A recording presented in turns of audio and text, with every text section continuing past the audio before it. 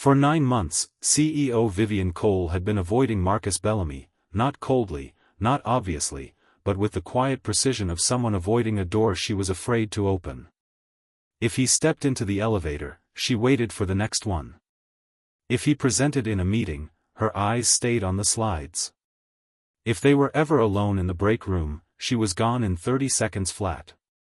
Marcus had noticed. He'd told himself it was professional distance, and he'd respected it. Right up until the night of the most closely watched donor dinner of the year, when Vivian stepped into that elevator herself. No assistant. No security. No buffer. She looked straight at him, pressed a sealed envelope into his hand, and said, barely above a whisper, "Come with me tonight." Inside the envelope was an old photograph, a warning written in ink on the back, and a name Marcus had never heard, but one Vivian clearly couldn't forget. If you've ever stayed quiet about something true because you weren't sure anyone would believe you, this one's for you. Stay till the end. Marcus Bellamy was not a man who made entrances. At 36, he'd learned that the most useful thing anyone could do in a room was pay attention, not to how he was perceived, but to what was actually happening. That instinct had made him one of the most trusted analysts at Lumen Strategy Group, a mid-sized consumer tech firm in Chicago. His title was Senior Customer Strategy Analyst, a polite way of saying that when the numbers didn't add up, Marcus was the one who found out why, and who found out what someone was trying to bury underneath them. He wasn't wealthy. He didn't have a corner office.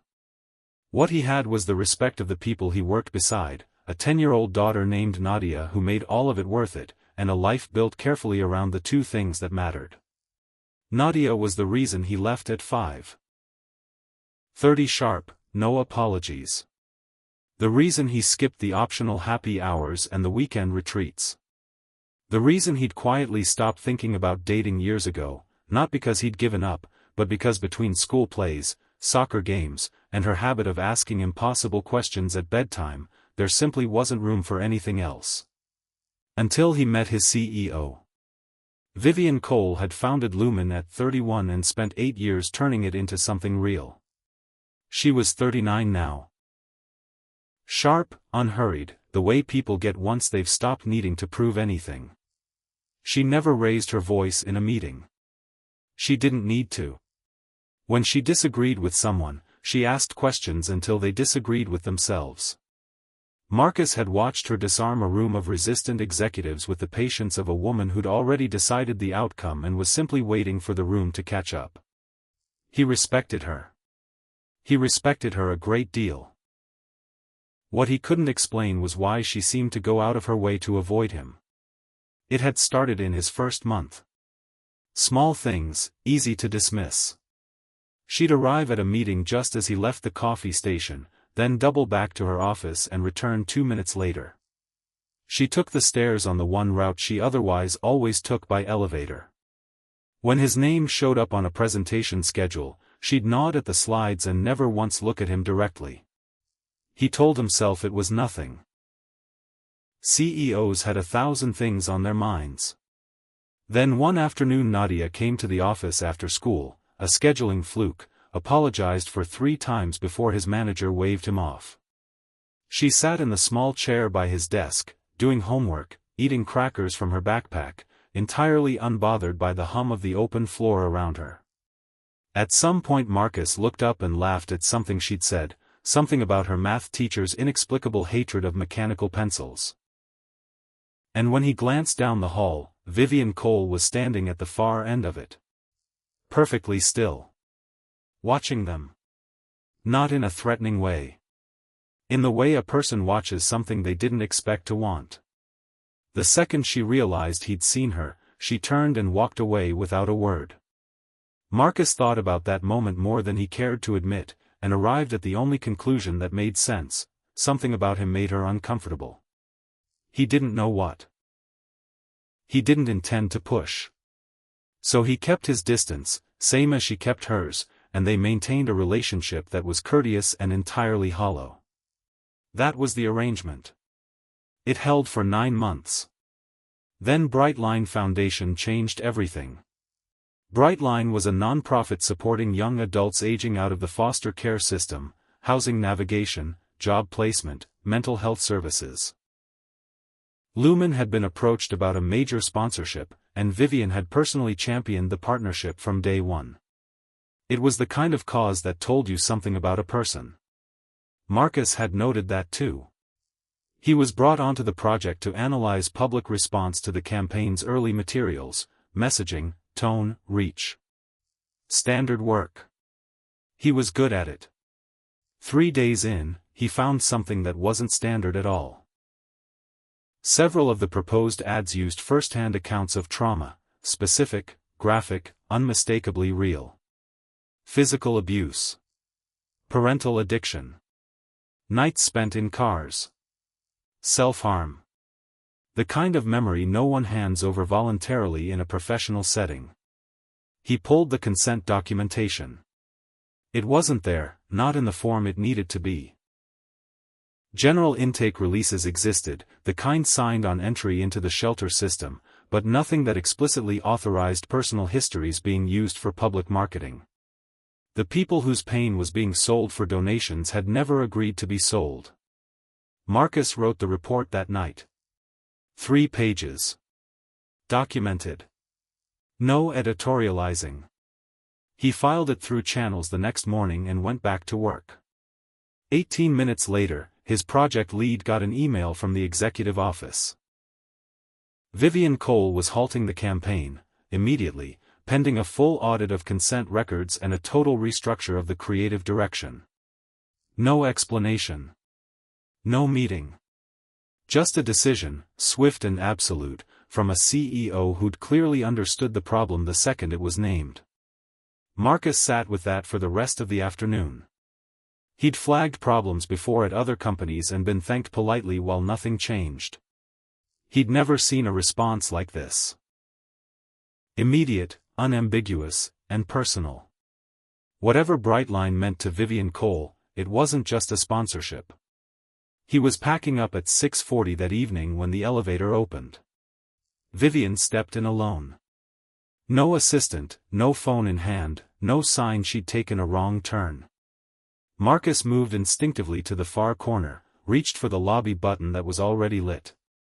Marcus. He turned. In 9 months of shared hallways and one inexplicable moment in a corridor, she had never once said his name when there was no one else around to hear it. The sound of it stopped him cold. She was looking at him directly, not the careful sideways glance he'd catalogued for the better part of a year, but full and still, the way she looked at things she'd already decided about. She reached into her jacket and held out a small envelope. He took it without a word. "Come with me tonight," she said, quiet enough it might not have existed outside those 4 walls. He opened it. Inside was a photograph, a younger Vivian, late 20s, standing beside a man he didn't recognize in front of a non-profit event backdrop. Both smiling the way people smile for a camera. The man was well-dressed, confident, older. He had the bearing of someone used to being listened to. On the back, in clean handwriting, "Brightline hasn't forgotten what you did." He read it twice. "His name is Julian Ashford," Vivian said. "He'll be at the donor dinner tonight." A pause. "He was my mentor. My direct superior, early in my career. The person with the most influence over what my professional life looked like for about 5 years." She didn't elaborate. Marcus waited. "I need someone in that room tonight who won't tell me what I want to hear." That was it. No explanation of the photo. No account of what Brightline was supposedly remembering. Just the request, stripped to its shape. She needed someone she trusted, and she'd chosen him. The elevator reached the lobby. Neither of them moved. Marcus understood what she was asking, and what it cost her to ask it. This wasn't a professional assignment. This was Vivian Cole handing him something she'd been managing alone for a long time, and deciding, tonight, to stop. He also understood what saying yes would cost him. Being seen at a private event with the CEO. Not as staff, but as a companion, would feed a rumor mill that never went hungry for long. People would draw conclusions. Some of those conclusions would follow him home. He had a daughter to protect. He had a career that belonged to him, not to anyone's idea of it. The doors opened. The lobby spread out, quiet, lit the way office buildings are after hours. "I'll go," Marcus said. Vivian nodded, brief, contained. Before the silence could fold back into its old shape, he asked, "Why me?" She was quiet. Not evasive, he could tell the difference by now. Quiet the way a person is when they're finding the truest version of something true. "That," she said finally, "is exactly what I've been trying not to answer for 9 months." The dinner was on the 14th floor of a hotel 2 blocks from the water, the kind of room that existed to make wealth feel like taste. 12 tables, low light, a guest list curated rather than assembled.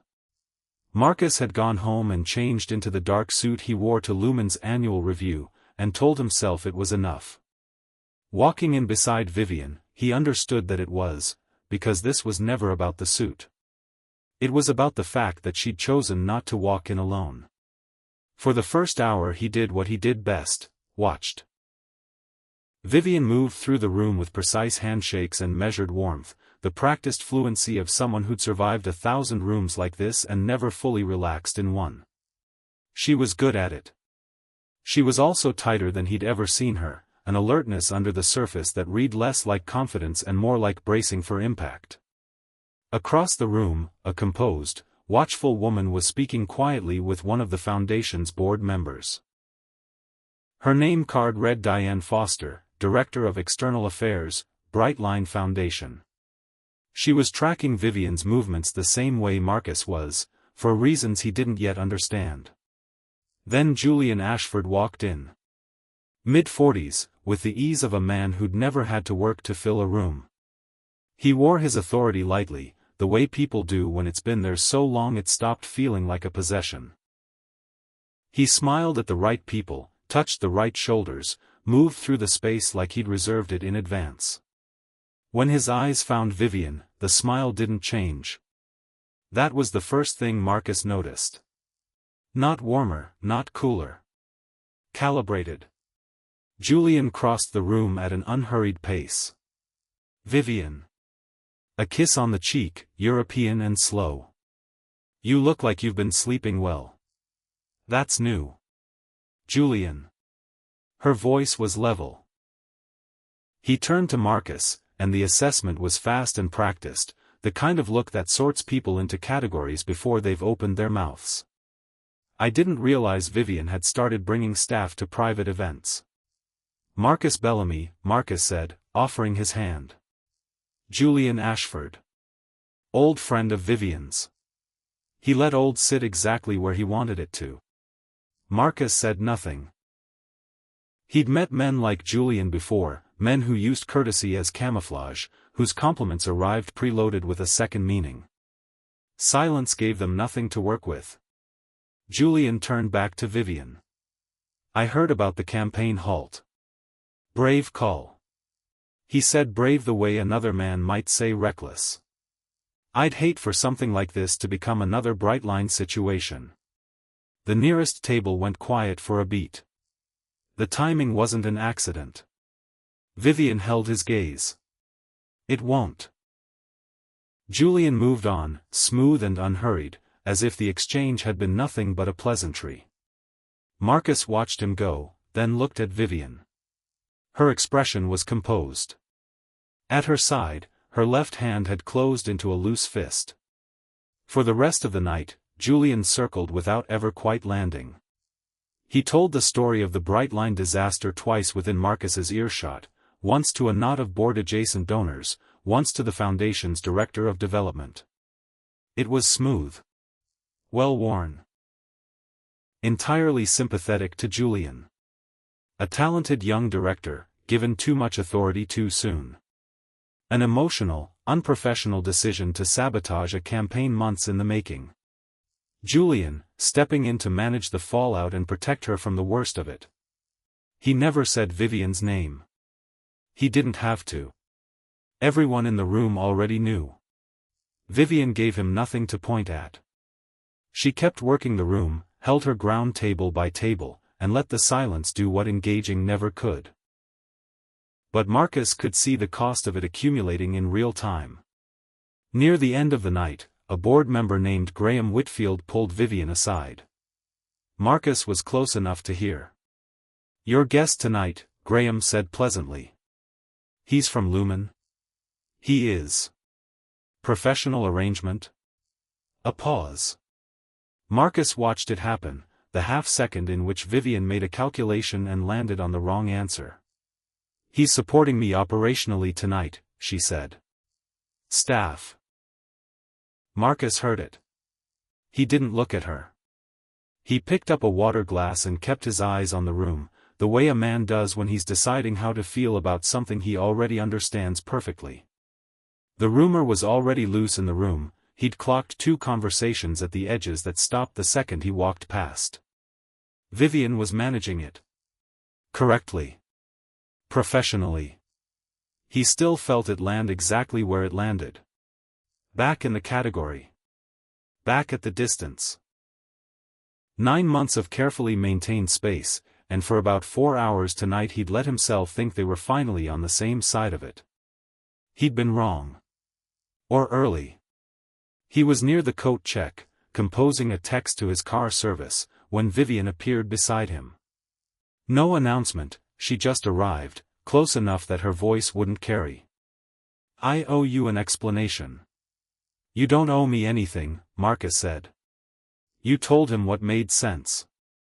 "I'm not upset." "You're quiet in a specific way." "I'm usually quiet." "Not like this." He looked at her. She was right, and she knew it, and he wasn't interested in arguing about it. "What happened with Brightline?" he asked. "The real version." She was quiet a moment. Then, "Not here." They stepped out onto a stone terrace, empty in the October cold, the city moving below them, indifferent and enormous. Vivian stood at the railing for a moment before she started. She'd been 27, working under Julian at a brand strategy firm Brightline had hired for a major fundraising campaign. He was her superior, her mentor, the person whose opinion of her work felt, at the time, like the only opinion in the world. She hadn't yet learned to be skeptical of that feeling. The campaign was his concept.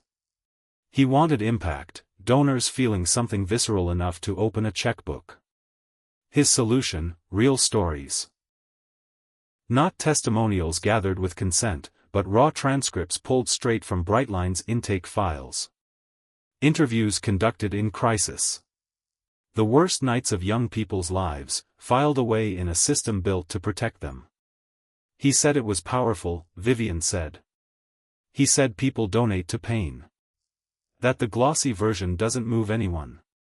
Marcus said nothing. I told him we couldn't use those files. That the people who shared them had no idea their words were going into an advertisement. Julian had called her sentimental. Told her nonprofit work required hard choices, that the ends justified the discomfort of the means. She'd refused. He pushed. She refused again, and then, without telling him, she'd taken the full package straight to Brightline's director and laid it on the table. The campaign was dead within 24 hours. The contract dissolved. The firm lost a major client and a major fee. And Julian spent the following 12 years constructing the version of events that now walked into every room ahead of her. I told the truth at the time, she said. I told it to the people who mattered. But he had 15 years in the industry and I had 3, and eventually the version that survived was his. Marcus was quiet a moment. You didn't destroy that campaign, he said. You protected people who had no way to protect themselves. She looked at him. Something in her shoulders shifted, small, private, barely visible. That's the first time anyone's described it that way. It's the accurate one. She didn't answer right away. He waited the way he'd learned to wait with her, no pressure, no filling the silence. What does any of this have to do with why you've been avoiding me for 9 months, he finally asked. She took her time. Initially, I kept my distance because you work for me. That's a line I drew for myself a long time ago. I don't cross it. But? Silence. Vivian. You don't try to impress me, she said. You never have. Most people in that building are performing something for me, even when they don't realize it. You just work, and then you go home to your daughter. That bothers you? It disarms me. No apology in it. I watched you talk to junior analysts the same way you talk to a director. I watched you turn down a project lead role because the hours would collide with Nadia's spring semester, and you never explained yourself to anyone about it. She paused. And every time I saw something like that, I started. She stopped. Restarted. I've spent most of my adult life believing that to succeed at what I do, I can't need anyone. That needing someone is a liability. That the moment you let yourself want something, a person, a life that looks different from the one you built, you become vulnerable in a way you can't afford. A siren rose and faded somewhere west of them. So you avoided me, Marcus said. I avoided you. A breath. Every time I watched you with Nadia, I started imagining something I'd told myself I didn't want. She turned and looked at him directly. That's what I've been trying not to answer for 9 months. In case that wasn't clear. It's clear, Marcus said. He looked at her long enough that she understood he wasn't going to dismiss it or rush past it. Then, I'm not going to do anything about it tonight. She tilted her head slightly. You're still my CEO, he said. And I'm not interested in starting something real under conditions where one of us holds power over the other. That's not what this should be, if it's going to be anything. She was quiet a moment. Most people would call that overcomplicated. Most people haven't watched what happens when it gets ignored. She understood exactly what he meant. Okay. Good. They stood at the railing another minute, in a silence unlike any they'd shared in 9 months, not the careful, managed silence of mutual avoidance, but the kind that doesn't need filling. By morning, the photographs had surfaced. Someone at the dinner, staff, a guest, impossible to say, had caught Marcus and Vivian arriving together. Nothing scandalous. Just 2 people walking in side by side, close enough to suggest intention. The internal message board lit up fast, and not subtly. Marcus handled it the way he handled most things, by not addressing it, and getting back to work. What was harder came 2 days later. Julian Ashford filed a formal complaint with Lumen's board. Attached was a scanned Brightline campaign file, partially redacted, Vivian's name sitting right on the approval line of an early creative brief, evidence, on its face, that she'd signed off on exactly the direction she later claimed to reject. The complaint made 3 demands. Lumen's withdrawal from the current Brightline partnership, a public apology from Vivian, and Julian installed as primary liaison for any future Brightline involvement. The board called a formal meeting. That same afternoon, Marcus got a message from HR, pending written confirmation the next morning, he was being reassigned off the Brightline project, to avoid any appearance of conflict of interest. He read it twice, then went to find Vivian. She was in the small conference room off the executive suite, arms crossed, phone face down on the table. She turned when he came in. You saw the HR message, she said. I did. I didn't authorize it. The board moved on it directly. She looked at him. I'm sorry. Don't be. He meant it. What's happening with the document Julian submitted? I can explain it. If they give me the room to. Will they? Depends how tomorrow goes. Flat. Not fishing for reassurance. Just giving him an honest read of something unresolved. Julian's voice surfaced in Marcus's head, unbidden, something he'd said privately, in the 2 minutes they'd shared a corner of the room without Vivian present. You think she chose you because she cares? She needs someone standing next to her so she looks human. That's all this is. Don't let yourself become useful to her in ways you'll regret. Did you ask me to come that night because you needed someone beside you, Marcus asked her directly, or because you wanted it to be me, specifically? Those aren't mutually exclusive. I know. I'm asking which one came first. She didn't hesitate. You. Specifically. First. He nodded. If you want to step back from all of this, she said, I understand. You have Nadia. You have a career that has nothing to do with my history with Julian. I pulled you into something that was never yours to carry. You're doing it again, Marcus said quietly. She stopped. You're pushing me out before I can decide to stay. He held her eyes. I don't need you to make that choice for me. I made my own choice the night of that dinner. I'm making another one right now. Stop deciding what I can afford to handle. She was quiet a long moment. All right. All right, he said, and left the room. The hearing was set for 10 the next morning. At 9:40, Julian's legal team sent over an additional statement, a second version of the original document, the approval signature now conveniently legible. At 9:55, Marcus's reassignment was confirmed in writing. He was officially off the project. When Vivian arrived at the conference room, board members, Brightline representatives, and Julian's counsel already seated, she looked for Marcus in the hallway. He wasn't there. She walked in alone. Set down her portfolio. Saturday. Julian was already seated across from her, composed, pleasant, the composure of a man with total confidence in the outcome. The board chair opened the session, and Vivian, who had spent 12 years letting someone else narrate this story, prepared to take it back. Julian went first, and he did it well, he always did. He laid the documents out in the order he'd built this narrative in for 12 years. Methodical, pleasant, faintly regretful, as if he hated the necessity of the whole thing. A junior director given too much authority. Materials shared without permission. A cancelled campaign, a lost contract, and a mentor who'd stepped in to manage the wreckage and protect her from the worst of the fallout. He gestured at the approval record. Her name. Her signature. Proof, on paper, that she'd sanctioned exactly what she now claimed to have fought. I don't enjoy being here, he said, but when I learned Lumen was moving forward with Brightline, I felt a responsibility to give the board context they might not have. 2 board members studied the document. One studied Vivian. She looked at Julian and understood something she hadn't understood 12 years ago, the difference between surviving a narrative and refusing to live inside it.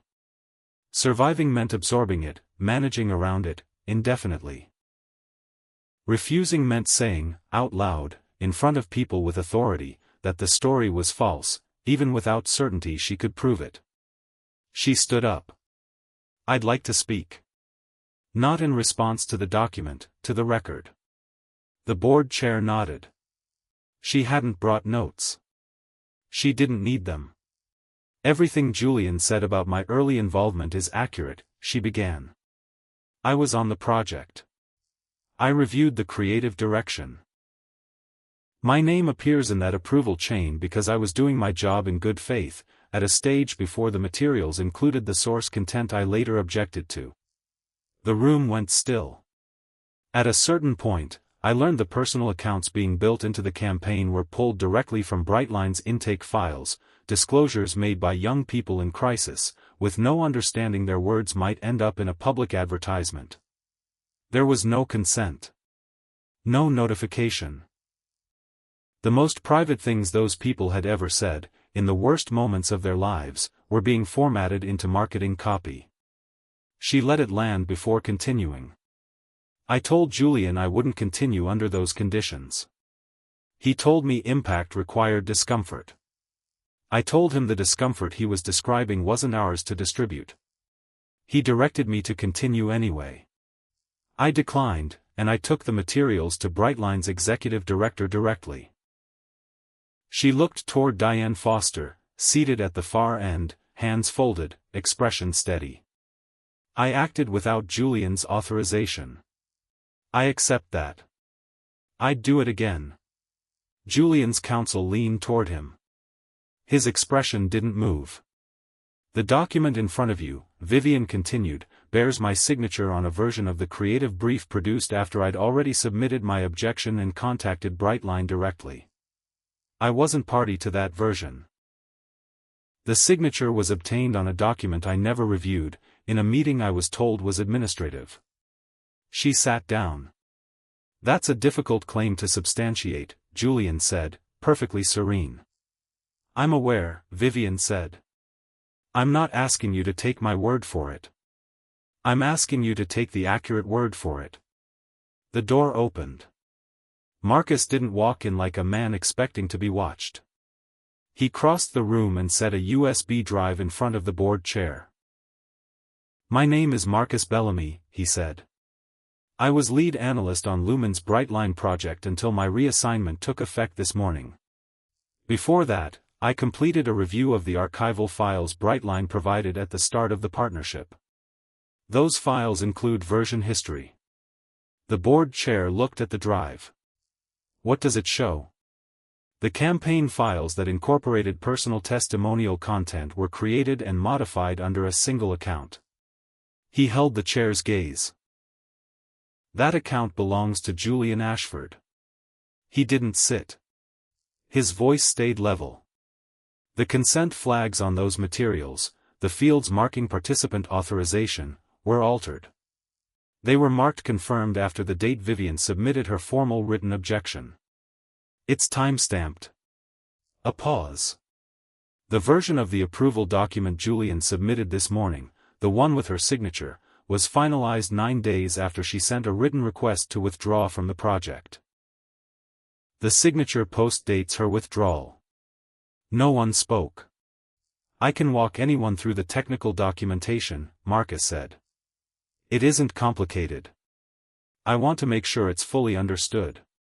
Diane Foster opened her own folder. She laid 2 pages on the table. I pulled our internal records this morning, after the first document came in yesterday. She looked at Julian.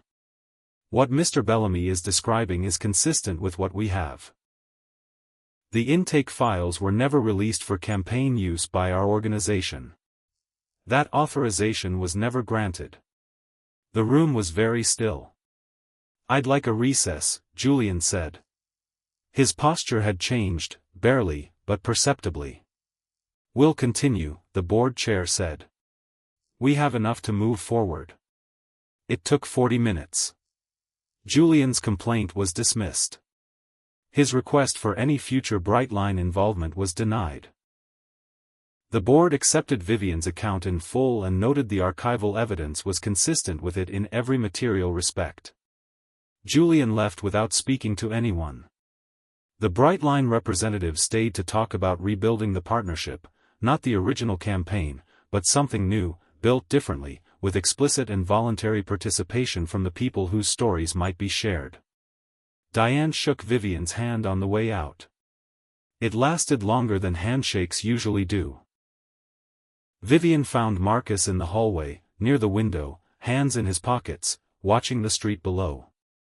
Why did you come back? She asked. I found the archive data the day before the reassignment. Finished documenting it that night.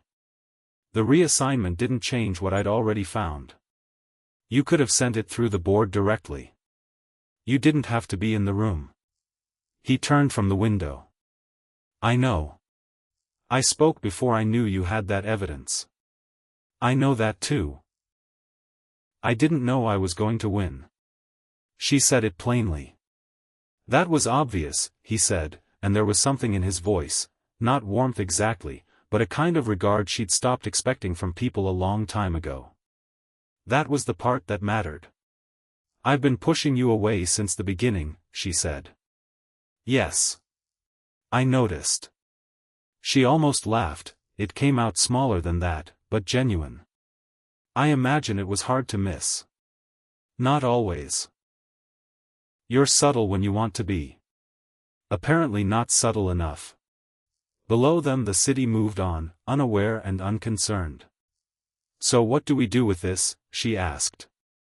First, Marcus said, we deal with the fact that you're still my CEO. Former. You've been reassigned. Temporarily. The reporting line still technically exists. Then we resolve the reporting line. That's what I'm saying. She studied him.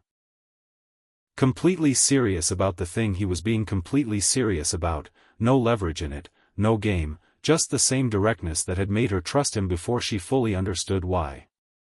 Okay, she said. Then we're agreed. The resolution took a few weeks and wasn't complicated. Vivian disclosed the developing relationship to HR and legal, as policy required, and it was handled without incident. 2 weeks after the hearing, Marcus accepted a senior research role he'd been offered months earlier, at an independent strategy firm with a formal consulting relationship to Brightline, a role that was his on its own merits, decided long before an envelope ever changed hands in an elevator. He didn't leave Lumen because of her. He left because it was the right move, and he'd known that for a while. Vivian didn't reshape his professional life around them. He didn't ask her to. They dismantled the power imbalance deliberately, without drama, the way adults handle a structural problem, by addressing the structure instead of pretending it isn't there. And then, carefully, they began. 3 months later, it looked like this: Thursday dinners after Nadia's soccer practice, at a place near Marcus's apartment that didn't take reservations and made excellent pie. Vivian discovered, over several Thursdays, that she was capable of sitting at a table for 2 hours without thinking about work, which was not something she'd previously believed about herself. Nadia formed her own opinion of Vivian, arrived at independently and delivered with the total lack of subtext unique to 10-year-olds. She's less scary than I expected, she told her father, about 45 minutes into their first dinner. I never said she was scary. You never said she wasn't. Accurate. Vivian didn't arrive with gifts. She didn't audition for anything. She showed up, stayed present, and learned to follow Nadia's conversational leaps, soccer to a detailed critique of how public schools taught fractions to a sincere question about whether ants had feelings. She answered the fractions question factually, admitted she didn't know about the ants, and looked it up at the table. Nadia considered this an appropriate response. She looked it up, she reported to Marcus later, with satisfaction. She didn't just make something up. High bar. It's the correct bar. Vivian was still learning what it meant to be part of something instead of leading it, managing it, holding it at arm's length so it couldn't hurt her. Marcus and Nadia didn't fix anything inside her. They just made the old premise harder to maintain, the one that said needing people was a vulnerability she couldn't afford. A family, she was discovering, didn't need to be perfect to feel like one. It needed people who showed up, told the truth, and didn't leave when things got uncomfortable. Those, it turned out, were things she could do. On a Saturday evening in late November, Marcus and Vivian left a small Brightline benefit together, nothing like the formal dinner where all of this began. And came down the front steps into cold air and the particular quiet of a city night that hadn't fully started yet. Vivian stopped on the bottom step. Marcus turned. What? She was looking at him with an expression that had taken 3 months to develop, open, unguarded, fully present in a way that had cost her something to arrive at. She stepped down until they were level, leaned in close, and said, quiet enough it belonged only to the two of them. Come with me tonight. Marcus raised an eyebrow. Any mysterious envelopes this time? No. Julian Ashford? No. Company crisis requiring my analytical expertise? Definitely not. He smiled. Then where are we going? She took his hand. Home. A simple word. She'd said harder things in the last 3 months, in that conference room, on that terrace, in the hallway where she'd finally stopped pushing him away, but this was the one that had cost her the most to mean. Not because it was hard to say, but because of what it required her to believe, that home was something she was allowed to want, allowed to have, and that wanting it didn't make her less. For the first time in longer than she could accurately measure, Vivian Cole was the one leading toward it. Marcus fell into step beside her. Not behind, not ahead. Beside. That was how they walked. Here's the part of this story worth sitting with. Vivian didn't spend 12 years in pain because of what Julian did to her. She spent them in pain because she let his version of events become the only version anyone heard, including herself. And Marcus didn't save her. He didn't ride in and fix what was broken. He refused to let her be invisible in her own story. He showed up, stood beside her, and let her do the hard part herself. That's what real support looks like. Not someone who carries the weight for you. Someone who makes sure you know you don't have to carry it alone. If this one landed, send it to someone who needs it. New stories every week.